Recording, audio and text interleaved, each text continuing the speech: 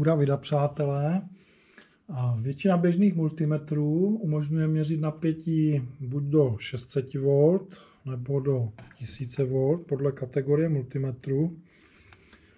Takže pokud chceme měřit napětí větší, je nutné připojit vysokonapěťovou sondu. Já tady mám na ukázku Fluke model 80K/40. Ona vlastně ta sonda není nic jiného než obyčejný napěťový dělič. Tady v tomhle konkrétním případě je to s dělícím poměrem 1000:1. To znamená, že z 1000 V na špičce dostaneme tady 1 V na svorky multimetru, s kterými se už dá bezpečně pracovat. Koukneme na specifikaci. Maximální stupni napětí je udávané 40 kV stejnosměrné nebo 28 kV střídavé. Vstupní impedance je 1 GΩ, takže vlastně velice málo zatěžuje měřené zařízení. Je to při 10 kV nějakých 10 mikroampér, což teda vyplývá z Ohmova zákona. Co se týče přesnosti, tak je to do 20 kV je to 2%, od 20 do 31 %. Firma Fluke vyrábí i nižší model z pomlčka 6 do 6 kV.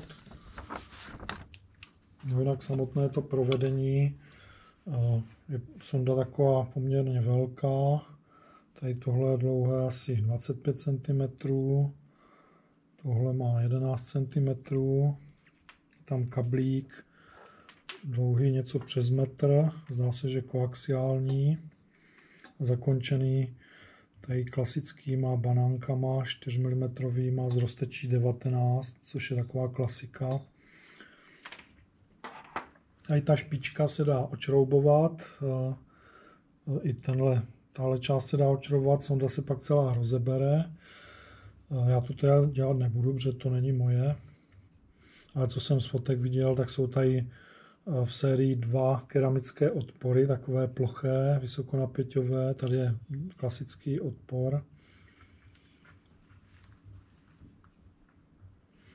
Vyrábí se i vlastně jiní výrobci, dělají téměř totožné, je to 1:1 kopie, je to třeba Testek HVP40 nebo Pintech, Voltcraft H40, kde stojí asi 3000 nová, tady tahle stojí 12 000, použitá se na těch různých aukrech a bazoších, pohybuje kolem nějakých 2500.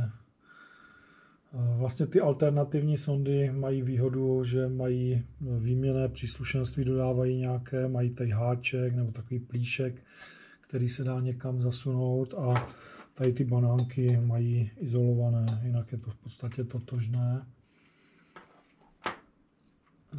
Jinak váha je nějakých 230 gramů, takže je lehká.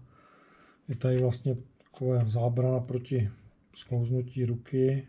Tady 3 žebra pro zvýšení elektrické pevnosti.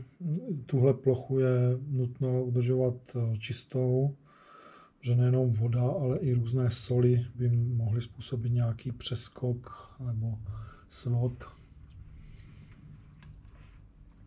Je definováno, že sonda je určena vlastně pro nízkoenergetické aplikace, což jsou různé, dejme tomu mikrovlnky nebo anodové napětí elektronek.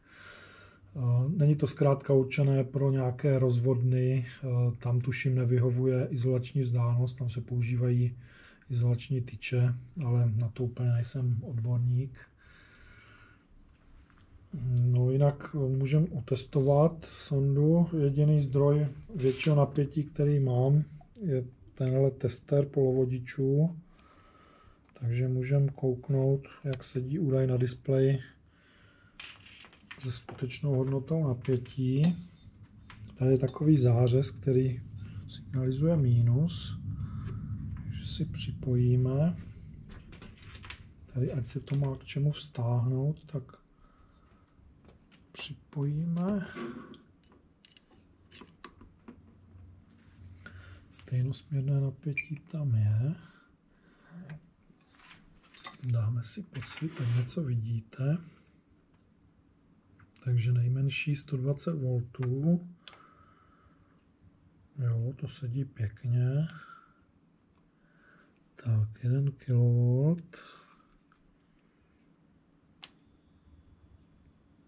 Taky krásně sedí. 2 kV. No, na tu kategorii přístrojů a maximum. To je 2000, to sedí krásně. Já myslím, že na takovou tu ukázku dobrý. Jinak nezapomeňte, že hrátky s napětím jsou určené pouze pro osoby s příslušnou kvalifikací, to je vyhláška 50, a obzvláště pak pro s vysokým napětím, takže pouze na vlastní nebezpečí. Mějte se.